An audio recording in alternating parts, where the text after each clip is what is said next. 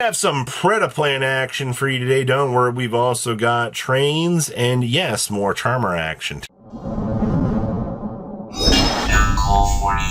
Sure, guys, smash the link, crap out of that subscribe button so you guys don't miss out more awesome content. Yes, dear old Plant Circular, of course, was going to see playing my Predaplant deck. I don't know why you would think that you would not want to play this card, because it also gives you access to bringing out a dragon type monster, which, if you don't know, Starving Venom is a plant monster that you do want to have access to. You also do see, in terms of the way this list is playing, I mean, we're doing one Apex, triple of the Adaptive. We're also only playing one Thornfangs of the Poison, which is not bad, but we're also playing an Ultra Polymerization in here as well. You got to remember, when you're looking at the way that this deck structurally comes together, it's just going to be a good plant a good plant fusion pile that gives you access to actually using instant fusion in Archetype, which is really cool. But unfortunately, we've not had a crazy amount of success with this variant. I do think that this is really, really cool to see, though.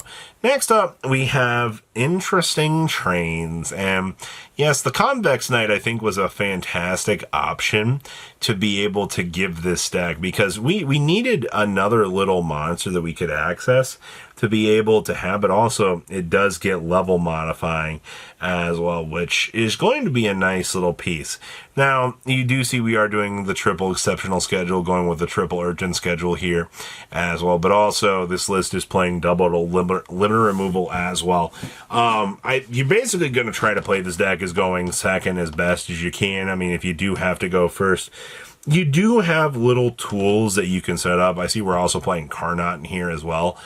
Carnot being one of those little hilarious cards we can actually do things with is really, really nice. So we'll have to wait and see if trains do pick up. But I think it's really cool just to see that, you know, with all the different tools. Also, we're playing Train Connection in here as well.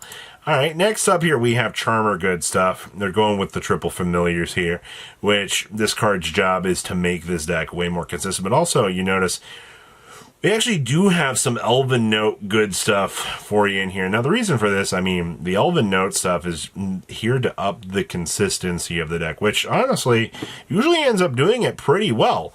I don't know why people are surprised to see that, you know, these are also acting as generic spellcasters, people. So having these little extra pieces that we can access to be able to go through things is really nice. We're also playing triple of the Possessed Resonance as well. I think this card ends up being a nice little fantastic option for the deck, but also, you know, spellcaster good stuff into the spell books. I mean, right, when your best card, the spell book of the Grand Circle, is a spell book in name, I don't know why you wouldn't want to be playing the best options you could, but also we are playing Owie for the hand rip. You got a lot of cool options available to you here. Next up is, holy crap, it's Fabled. First of all, I'm very surprised to see that Fable is actually a deck that players are even considering wanting to play right now. Because honestly, this deck feels a little bit cloggy and the tools that it's got, but it's not necessarily terrible. I do see we are trying out the spellcaster good stuff in here, right? Why wouldn't you? Because I mean, it's a free discard. Yeah, that's right. It's a free discard in Special Summon. So I mean, I'm pretty sure, hey, discard to the graveyard, discard to the graveyard, discard to the graveyard. You know, you've got in-house synergy that's actually triggering these cards, which is actually kind of funny when you think about it. I can't say that I'm surprised to see that, you know, a Fabled toolbox with Fiendsmith is looking like an option, but, you know, screw it, man. You already got Fabled Lurie in-house for, you know, full Fiendsmith combo, so you'd be doing it wrong to not actually consider playing it. Oh, what is this pile? So, we are playing Novelez today. Yeah, I know, this isn't a Clown Crew variant, which is really cool. What I find very cool about this is we can actually use the End of the World here, and we can mill down, you know, what recipe, or do you want to go with the prayers here to be able to have? Because honestly, looking at this, you've got a lot of different variables going for you, but that's not actually a bad thing, right? You know, Mr. Skull Guardian with the low is just going to be a little sub package you can also have. But I mean, like, the Demise's job is to be able to tutor and find you whatever ritual piece you're going to need. And obviously, you know, the OCG still has access to this card. So, I mean, They'll get to play slightly different than we do on our side of the game, but honestly, I think that's fine. It's that little innovation and things that makes this look kind of fun, honestly. Next up, we have Darklords. Now, we're going to continue to follow Darklords at every turn I get because I still love this deck. I think that this deck is incredibly interesting, still for the pieces that it has, and also, oddly enough, this build isn't playing, right, we're not actually playing any of the stuff here that adds the forbidden. We're just using this to search for, oh, I mean, we do have one crown, so I mean, you're not playing the droplet or anything like that. You gotta remember, what makes Golgotha such a good stupid card is this card actually can search for crown. And even if you like dump this off a branded fusion or something, this card goes like 9,000 miles in different directions to up the form of consistency with this. So I think that that is very, very interesting to see. But yeah, I've also got super polys in here to rip apart fields from the opponent.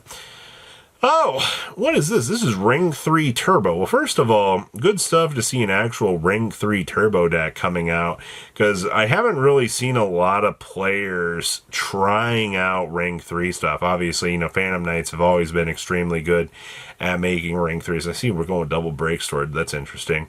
We got Karen Gorgon in here to be able to do some redirection effects. We're not actually playing anything really spooky in this extra deck. This just kind of feels like Rusty Bardiche and friends tried to make an end board, and it honestly looks like it might have actually came together for all intents and purposes. Obviously, you know, when you have actual use to like have a Griffin Rider be an end board piece here, I actually think that that's not too terrible. But once again, you're dealing with a rank 3 pile. You've got all sorts of different end board pieces that you can end on, and I don't necessarily think that this is too terrible. Next up, holy 60 card pile. First of all, it's kind of sad to only see one Skull Serpent here, actually. You know, honestly, this is a very small Skull Serpent pile for what we're trying to do. I see also, honestly, just playing the one King of the Skull Servants to generate a semi-attack package here is not bad, but you're also going to be using these bits and pieces to try to revive this, and I guess use this as potential stepping stones in your end board piece setup, which isn't bad. Obviously, I think the Horus package is probably going to be the main facilitator of this here, because you want to use the King's Sarcophagus to start dropping down the Skull Servant stuff so you can actually start to work with it. Also do see we're doing Protector of the Sanctuary here. We have Heavy Slump still bringing up the rear. Definitely some interesting choices in this, but I mean, this is definitely a synchro pile for sure. Next up, we have Fallen of Albaz Turbo Good Stuff. Okay, so I mean, we're using the branded package for some easy access into things. I see we're also playing Dogmatika Shoplin. Now remember, if a monster special in the extra deck is on the field, we can special summon this from the hand. If this is special summon from the hand, you can make each player send a monster from their extra deck to the graveyard. Now, if this card is sent to the graveyard, you can target the Dogmatika card in your graveyard, except for Chaplain, and add it back to your hand. Now, I mean, let's be realistic here. You got a couple of little extra deck pieces down here that might actually help you out. I think most of what you're doing is you're using the Dark Magician package here just to turbo this out to get to the Dragoon, to basically have an end board piece on your setup so that you actually feel like your board is actually coming together. This is interesting. I don't actually hate the concept of what this deck's doing. It just feels a little bit incomplete, I feel like, at this stage, but that's what we're used to seeing. And then we have, oh my, this is a Isolde Turbo box. You know, the fact that the OCG still has Isolde and they're able to make Flame Swordsman actually a viable deck is hilarious. This is truly the stuff. You've also got Medius in here so you can access the Elven Note stuff, so that you can make the Synchro Toolbox board a little bit more consistent, but also Non-Finito gets to be a piece that you can access, and we can actually see access into the combo lines through Assault. Wow! This is really, really interesting, and I like this a lot. So what do you guys think about these interesting lists? Please leave a comment down below. Tell me what you guys think, and I will see your beautiful faces back here in a day, guys. Patrons, thank you.